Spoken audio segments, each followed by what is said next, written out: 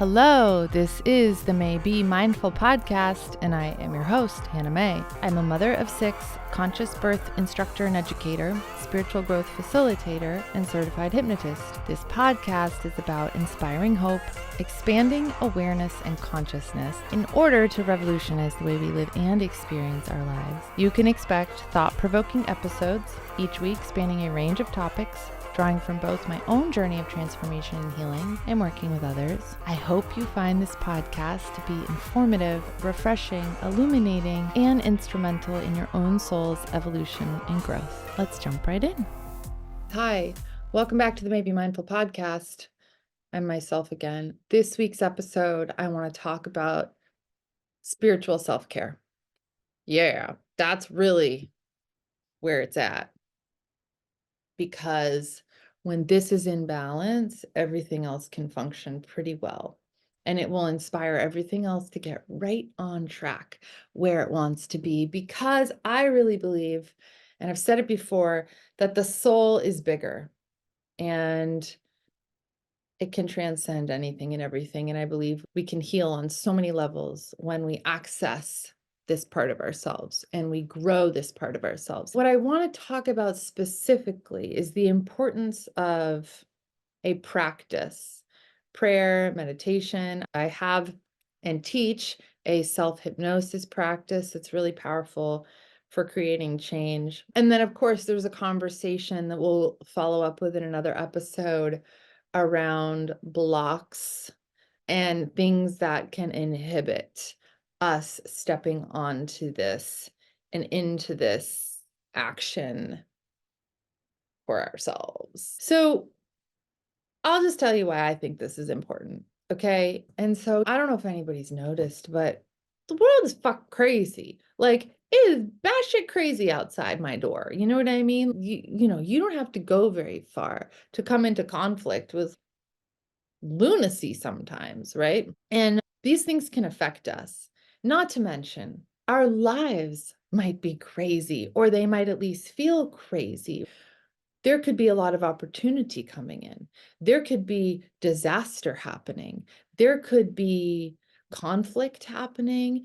There could be tragedy happening. And if we have a practice and something that can anchor us and ground us in the midst of all of that, the good, the bad, the ugly, because even the good and even the blessings, those things can actually begin to feel burdensome sometimes and too much, because they can get us very much outside of ourselves and dysregulated, and even the good things. And so when we can build in a practice and have something that can bring us back to center and can restore us to our right minds, it's sort of like coming in from a storm, and the metaphor being the eye of the storm. And we can get real caught up in the volatility of life, and it can feel very chaotic, whether it is really chaotic or it just feels chaotic. And we can dramatically shift our experience when we can enter and shift where we are standing. And by that, I mean, are we outside of ourselves in that chaos, or are we centered and aligned and grounded? And there's a lot of different types of prayer. And I'll talk about that also in another episode.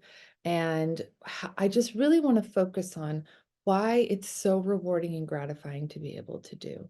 And so, a lot of people think that, oh, and I've heard a lot of people say this, they don't know how to pray, they don't know how to meditate. And there's a lot of ideas and misconceptions about what that is. And there's a lot of rigidity and rules, or a perception or an idea of what it's supposed to be, that can stop us from actually entering into it very organically and just relaxing and allowing this process to actually become a guide for us. And it really is an incredible thing when we can get to a place where we can follow the prompts of our spirit and have it be something that can take us deeper, rather than staying surface in our conscious mind and the busy, chaotic part of our mind that actually is like the place where we're living, which is why we're so stressed out. I had an experience recently where there's somebody that I was working with, and I was encouraging them to practice this. And I was encouraging them to really dive more into this practice to take care of themselves because everything was feeling chaotic and they were being very affected and impacted by external circumstances that is life. And then they had to deal with their life's work that also, in addition to that, they had to manage and handle, and being a mom and this and that. And it's like I had been encouraging them to step into this practice, their meditation practice. And so they did this, and they called me back and they left me a message. And it was so powerful to hear the shift that 20 minutes made in this person. And they had called me and they had asked me for feedback, and they were trying to navigate something and find a way. Now, it didn't really matter what I or anybody else would have said at this point, because these are the things that we need to have an experience with. There's nothing that anybody can really say to make that change in us. We have to have that rearrangement within ourselves. So, short of like reaching into somebody, which is not a tangible thing, I can't go, okay, we're going to put this over here and we're going to just rearrange and we're going to clean this up and we're going to get rid of this clutter and we're going to just make everything nice in your home so you just want to sit there and be cozy. Okay. I can't do that for somebody else. Nobody else can do that for me. This is the work that I have to be willing to do for myself. And am I willing to come off the craziness, which can feel really difficult because the more I get caught up in it, the more caught up I get. And the further outside myself I get, the further away from my center it can feel. And all it really is a simple action in order to get back into that, but it can feel in the mind incredibly challenging. So incredible to hear this shift in her disposition. She was so calm, and what she said really echoed my own experience. So everything came into perspective for her. And she said, I'm so incredibly relaxed that I don't even want to get up. I don't even want to go back to life. And of course, the goal is that we begin to integrate these experiences into life, because what we've done, we've come back to ourselves and we have entered back into our bodies, so to speak. It's as if we have landed back at the seat of our center. And I think it's Michael Singer in Untethered Soul, where he talks about, I forget the exact language that he used, but he talks about the seat at the center of our consciousness. And that language for me, unless I changed the words, which I could have done, really had so much resonance for me, because that seat at the center of my consciousness is exhale. It is where I want to be. And once I'm there, I don't want to be anywhere else, because that is home. And sometimes there are things that block us from getting into that inner room, that inner chamber, and that place, like that's like that throne room within, because this is where we access spirit. This is where we access the inner kingdom. This is where we can access insight. This is where we can access information in a regulated state. We can access everything we need to know. We can't do it in a dysregulated state. And the world can be so incredibly dysregulating that this is the only way. This is how we grow our spiritual experience, because this is how we connect with ourselves, we connect with spirit, what we identify as that, and build that relationship. And the only way to build that relationship is to spend time in that relationship and in that conversation. Okay. And some people look at meditation of going to this place of nothingness. And a lot of people say, well, I can't quiet my mind, therefore I can't do it. And so they give up and they throw in the towel really, really fast. And they judge the process before they even begin. But when we allow ourselves permission to have whatever surfaces, because we're really kind of powerless over what comes in, we can make the choice not to follow a thought. We can do our best to refocus. But if we understand that the mind is never designed to be totally quiet, even when you're sleeping, you are dreaming.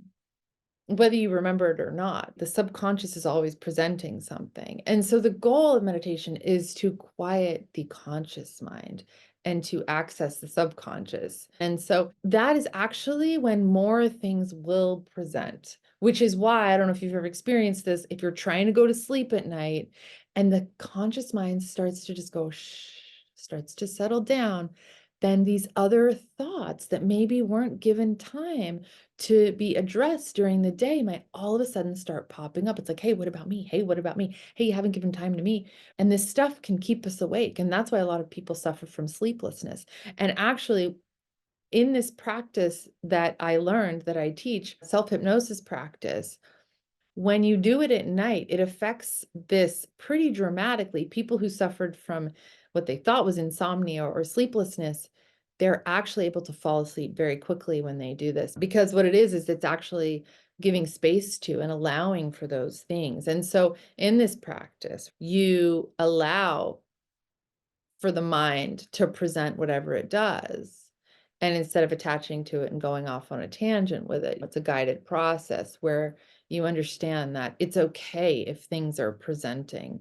And the goal is not to have a totally quiet mind, but the goal is to get back into that theta brainwave state at least and come back into like sort of connect back to the earth's heartbeat and your own heartbeat and have those things align. It reminds me, what just reminded me is when you co-sleep with a child or you have a child on your chest or skin to skin contact, mother's heartbeat or father's heartbeat regulates their babies and your breath regulates theirs. And there's this resonance and harmony and synchronizing beautiful, like an endorphin release that comes with that. And so we can do that for ourselves. And it's really, really powerful and really beautiful and really critical, I think, so that we can step out of the emergency room, so to speak, the sympathetic, and get back into the healing room, because the healing room is where we heal, of course.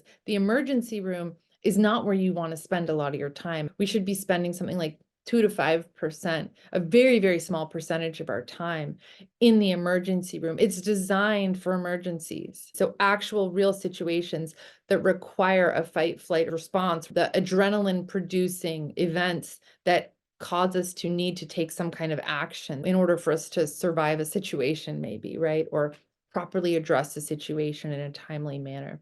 But if we're dysregulated all of the time and our body's getting that message and we're constantly producing and pumping that adrenaline out, then we're in the emergency room a good amount of time. And over time, this is going to start to negatively impact our bodies, and certain things are going to start to break down, which is what happens a lot of time if we're experiencing too much stress. Obviously, as we get older, if there's a compounding of stress, and if we're experiencing stress for too long of a period of time.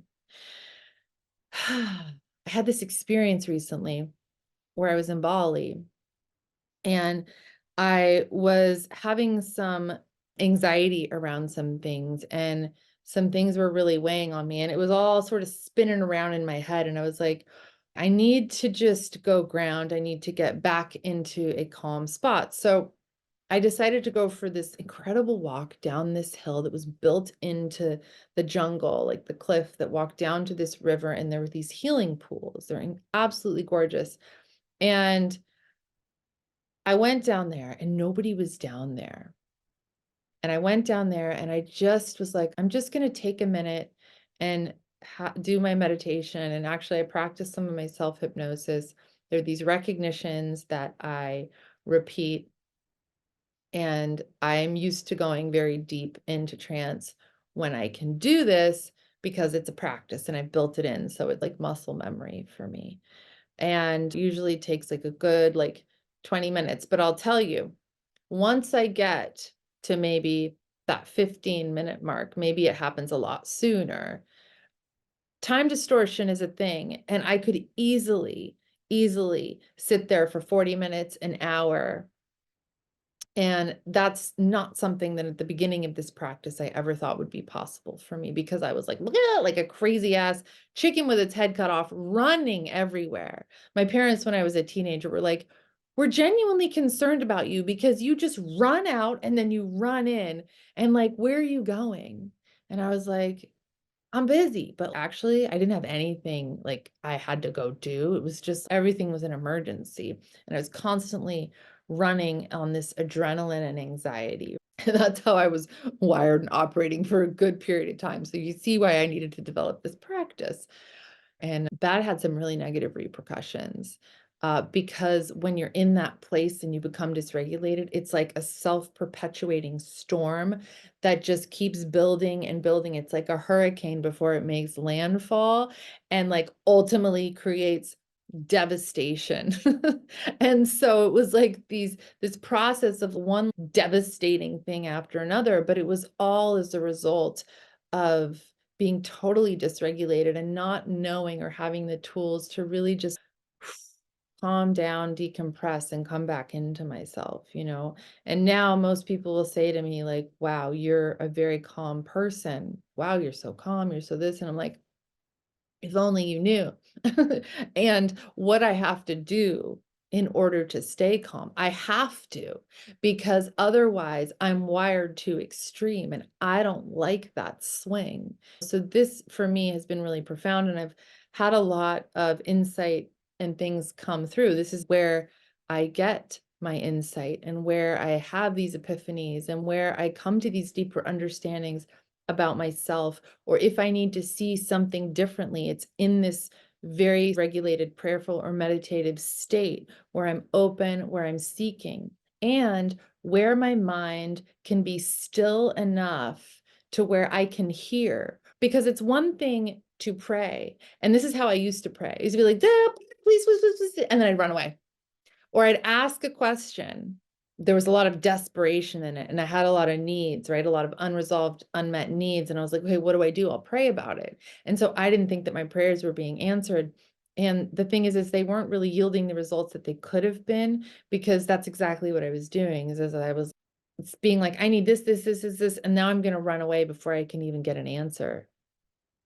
And so it's not that there's not this benevolent power that isn't willing to respond and meet the need. It's that we basically can't stay still long enough in order to hear it. And so the stillness is really required. And, I've heard it said that God's voice is quiet, it is a whisper. But when you hear it and it comes from within, it's like it springs up as this wellspring from within. And it's these living waters that we can access from within. It's not going to happen outside of us. So if we're too far outside of ourselves, if it's too loud, then we're not going to be able to hear that. And if we keep ourselves too busy, then yeah, it's very difficult to hear that. So people say, well, how are you going to get an answer? It's like, well, have you tried getting quiet? I remember one of the most profound things I ever did when I was directed to pray this specific prayer and wait for an answer. And I was like, okay. And I did it, and I was blown away because I had an instant insight with every single time I sat and listened. And I realized as a result of that, that I never actually took the time before that to listen. I was just so constantly dysregulated that I just stayed on the go. So back to my experience in the jungle, I went down these steps and I laid on this chaise that was just very conveniently there in the midst of the jungle. And there was this deep sort of hum of the jungle. It's very alive, it's very lush, and there's all different kinds of insects and birds and water running and the river down below. And I started this self-hypnosis practice that I do, and I kind of opened it up, and I tend to be very organic in my prayer. Sometimes it can be harder to do that, so I'll need something set like that. Saint Teresa of the Little Flower said prayer is a raising or a lifting of the heart to God. And so sometimes it very spontaneously can just come from my heart, and sometimes I need to read something to focus me, and sometimes I need a practice, like my self-hypnosis practice. And so I started that practice and I dropped in very quickly. And then it was this really incredible experience where I could literally hear and feel the hum and the vibration of the jungle in my body, and I could feel my whole body really vibrating, and I became so incredibly at peace that after about, I don't know, maybe 35, like 30 minutes of doing this, I had kind of lost track of time, but I was like, I have to go up because there was something I had to do, but I was like, I just don't care. I was so incredibly relaxed and my body was able to so deeply rest that I didn't even care about the thing that I had been stressing about before. I realized that it was completely unimportant. And this was reality. This took me back to reality. So that thing that was stressing me out became, it was just, it, I realized it wasn't real. Do you know what I'm saying? It was just an external stress. It was a fear, and that was it.